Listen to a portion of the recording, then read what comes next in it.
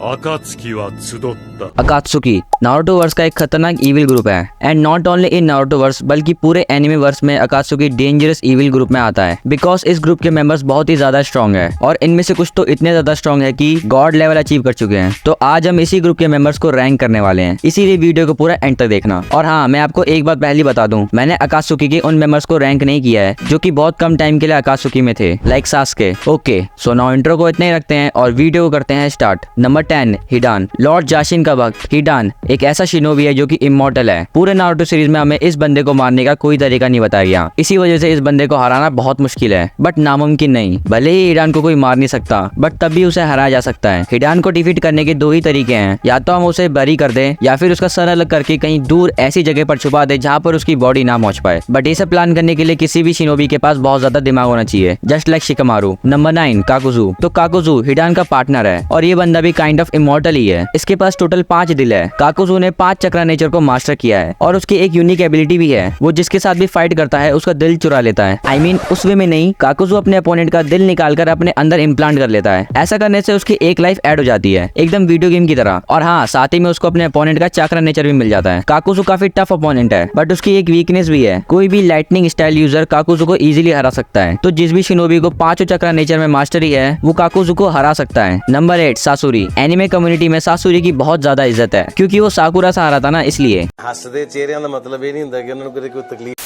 वैसे joke aside, सासुरी literally में काफी ज्यादा पावरफुल है। उसने अब तक का सबसे स्ट्रॉन्ग काज़ेकागे थर्ड काज़ेकागे को मार के अपना पपेट बना लिया था। अगर साकुरा के साथ एक बुढ़िया नहीं होती ना तो फिर ये साकुरा भी सासुरी की उंगलियों पे नाच रही होती। सासुरी के पास एक एबिलिटी है जिससे कि वो ह्यूमंस को पपेट बना सकता है। उसने अपने आप को भी एक पपेट बना लिया था। नंबर 7 देइदरा। आई नो आप में से बहुतों का क्वेश्चन होगा कि देइदरा आखिर सासुरी से ऊपर क्यों है, तो मैं आपको बता देता हूँ। देइदरा को सासुरी के ऊपर रखने के पीछे 2 रीजन है। पहला, उसका एक्सप्लोसिव क्ले स्टाइल। तो देइदरा के एक्सप्लोसिव क्ले की टेक्निक बहुत ही ज्यादा खतरनाक है। वो क्ले से अलग अलग चीजें बनाकर उसे एक्सप्लोड कर सकता है। इस जुस्सू की हेल्प से देइदरा इजीली विलेजेस को डिस्ट्रॉय कर सकता है। और हम उसके नैनो बॉम्ब्स को नहीं भूल सकते, वो तो अपोनेंट की बॉडी के अंदर चले जाते हैं। एंड हाँ, देइदरा ने गारा को हराया था और सास्के को काफी अच्छी टक्कर दी थी। ये तो हो गया पहला रीजन। अब मैं आपको दूसरा रीजन बताता हूँ। तो दूसरा रीजन ये है कि मुझे देइदरा काफी अच्छा लगता है। इसके हाथों में मुंह है, मतलब लिटरली इसके तो डबल बेनिफिट है। ये तो हैंड के साथ साथ ब्लो जो।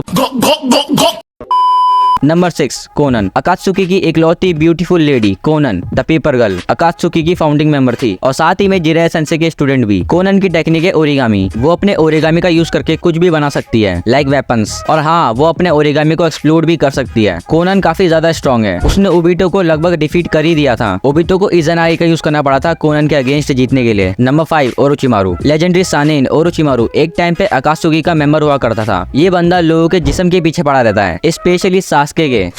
उस वे में नहीं बल्कि इमॉर्टल होने के लिए। ओरोचिमारू का सिर्फ एक ही गोल है, इमॉर्टल रहना और दुनिया के हर एक जुस्सू को सीखना। इसके पास काफी नॉलेज है बट वो अपने इस नॉलेज का सिर्फ इविल कामों के लिए यूज करता है। ओरोचिमारू के पास एक खतरनाक जुस्सू भी है, एडो तेंसे। इस जुस्सू की हेल्प से वो किसी भी मरे हुए शिनोबी को समन कर सकता है। नंबर 4 किसामे। लेजेंडरी स्वॉर्ड सामेहाटा का वेल्डर किसामे अकात्सुकी का काफी स्ट्रॉन्ग मेंबर है। वो पहले 7 ninja swordsman of the mist का मेंबर हुआ करता था। किसामे के पास incredible amount of strength and chakra है, इसी वजह से उसे टेललेस टेल बीस्ट कहते हैं। माइट गाय को 7th गेट ओपन करना पड़ा था किसामे के अगेंस्ट फाइट करने के लिए। और इतना ही नहीं, किसामे ने किलर बी को काफी दिक्कत में डाल दिया था जब उनकी फाइट हुई थी। Number 3 Itachi the god of genjutsu the prodigy Itachi Uchiha. इस बंदे के बारे में मैं क्या ही बोलूं, everyone knows who is Itachi Uchiha. इस बंदे ने लेजेंडरी सानिन ओरोचिमारू को पैरालाइज कर दिया था गेंजुत्सु से। इताची काफी स्ट्रॉन्ग था, उसके पास काफी सारे पावरफुल टेक्निक्स और जुत्सु थे, like Tsukuyomi Amaterasu Susanoo and Uchiha clan की forbidden technique Izanami. Number 2 Pain. Pain AKA Nagato. ये वही बंदा है जिसने हमें फर्स्ट टाइम रेनेगान की पावर दिखाई थी। नागेटो उजुमाकी है, उसके पास ज्यादा चक्रा रिजर्व है, इसीलिए वो नॉन उचिहा होते हुए भी रेनेगान को इतने अच्छे से यूज कर पाया। नागेटो ने रेनेगान की पावर्स को 6 अलग अलग लोगों में डिवाइड कर दिया था। इन 6 लोगों को ही 6 पाथ ऑफ पेन कहते हैं। बाकी इस बंदे के बारे में आपको तो पता ही होगा, तो बिना किसी देरी के नंबर 1 की तरफ बढ़ते हैं। Number 1 Obito. वेल, आप सभी ने पहले ही गेस कर लिया होगा कि नंबर 1 ओबिटो होने वाला है। तो ओबिटो ही है वो बंदा जिसने 4th great Ninja war start की थी। वॉर के टाइम पर ओबिटो जब जुबिटो बना था तब उसने पूरी तबाही मचा दी थी। वो तो सही टाइम टाइम पे नारुतो ने टोकनो गेंजुत्सु से ओबिटो को रोक दिया, वरना तो ओबिटो को हराना नियर टू इम्पॉसिबल था। ओबिटो ने काफी यंग एज में कुरामा को टेम कर लिया था। उसके एमएस की एबिलिटी कामुई है, जो कि ब्रोकन एबिलिटी है। कामुई का यूज करके ओबिटो अपनी बॉडी या बॉडी के पार्ट्स को दूसरे डायमेंशन में भेज सकता है। ऐसा करने से ओबिटो को दो फायदे मिलते हैं। पहला, उसको कोई भी अटैक नहीं लगेगा, और दूसरा, बंदे की फट जाएगी। वो बंदा लिटरली ओबिटो को हैकर समझने लगेगा। सो इस वीडियो में बस इतना ही था। अगर आपको पसंद आया हो तो इस वीडियो को लाइक एंड चैनल को सब्सक्राइब कर देना। और हाँ, एक और बात, ये जो रैंकिंग मैंने की है ये मेरा ओपिनियन है, तो अगर आप लोग इसे डिसएग्री करते हैं देन बेफिक्र होकर अपना ओपिनियन कमेंट में दे सकते हैं। तो आज की वीडियो में बस इतना ही। मिलते हैं नेक्स्ट वीडियो में। सायोनारा।